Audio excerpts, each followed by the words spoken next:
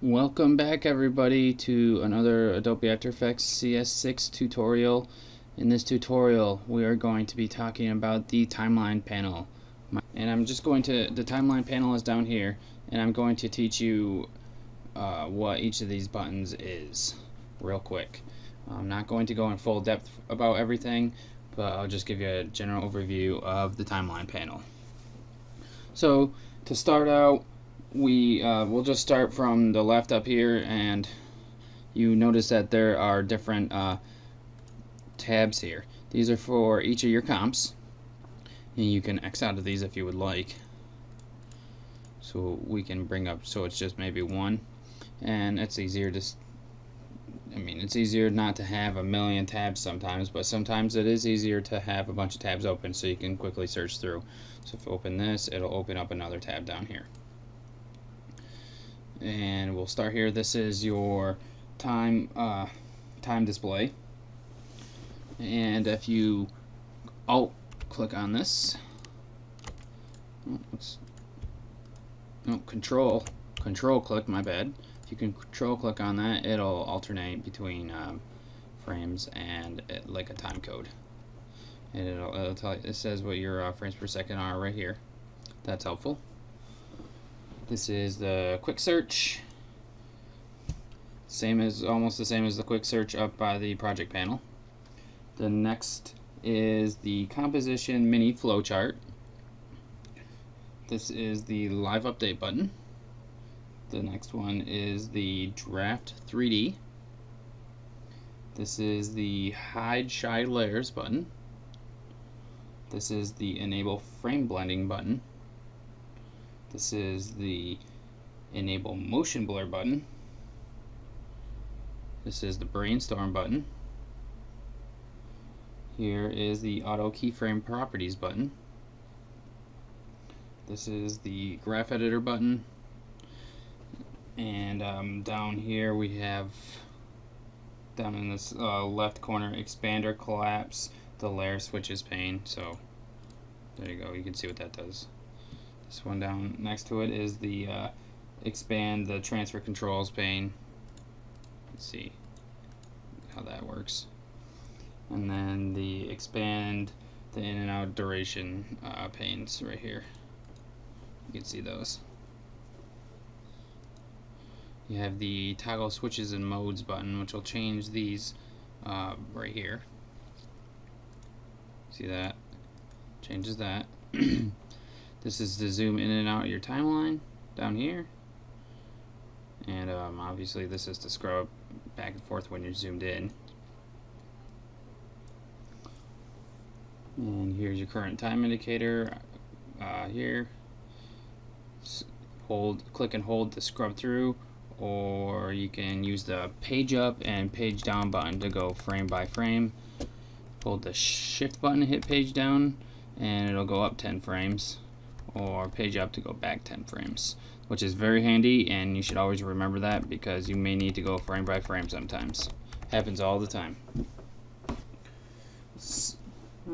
We got the over here the bring comp forward button, so that clicks on that, brings the comp up there forward.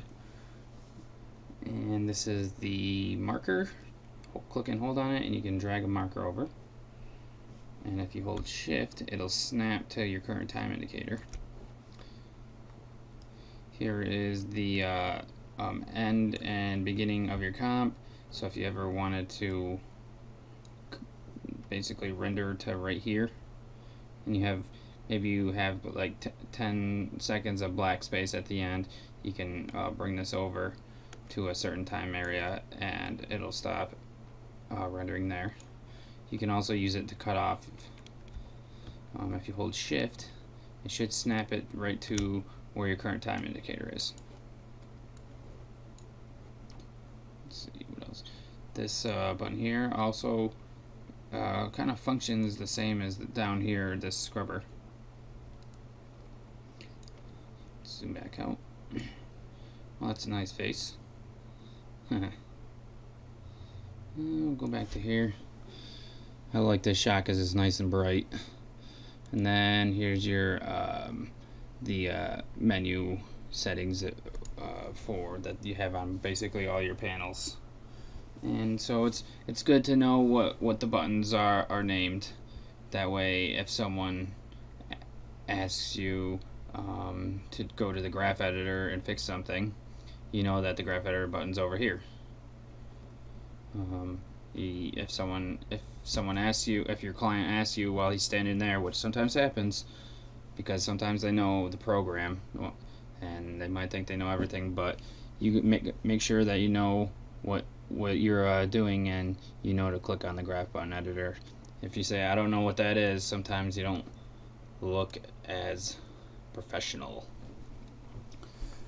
Well, that's about all there is to explain about the timeline panel without going too much in depth. Oh, there is one more thing that I remember that I can show you, that you can click on these buttons down here.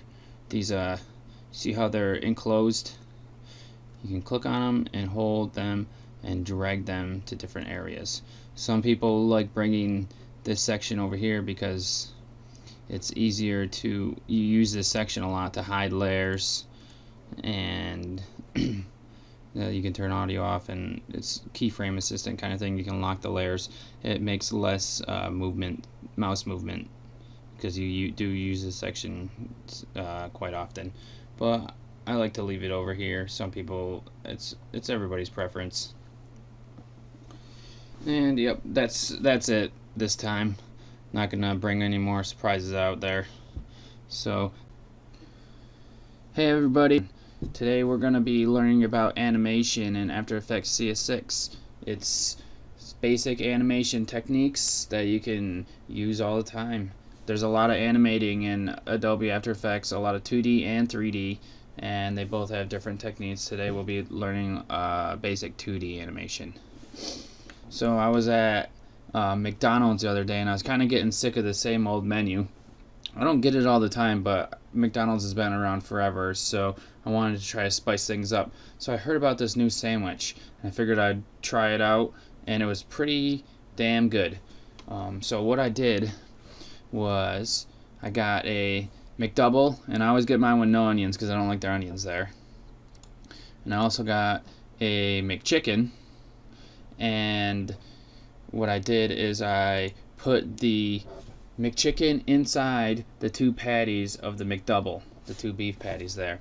And what it is called is a McGangbang, and it's effing delicious.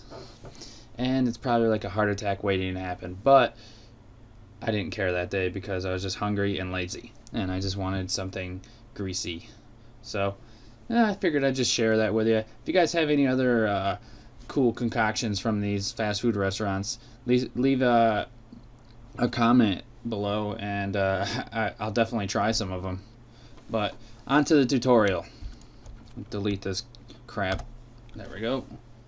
So I pulled up this, I downloaded this little squishy monster here, and I have to give credit to the company that made it, Free Pick, and I found it on Flat Icon, and I just downloaded one of these, and it came in as a PNG, which doesn't work too well with After Effects, so I went into Photoshop and saved it as a TIFF, and saved the transparency so that I could add transparency onto the map. So I'll show you real quick.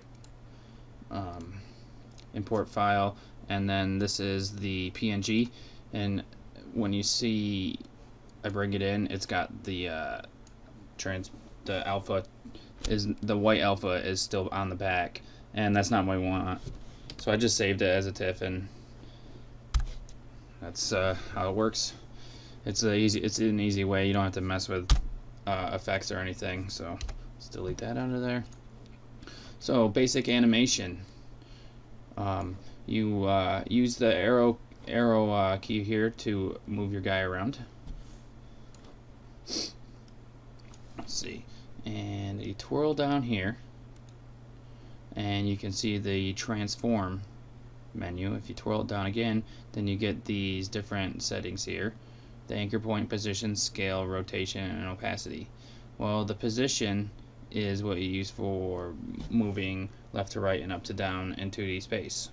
So that would be on the X and Y axis.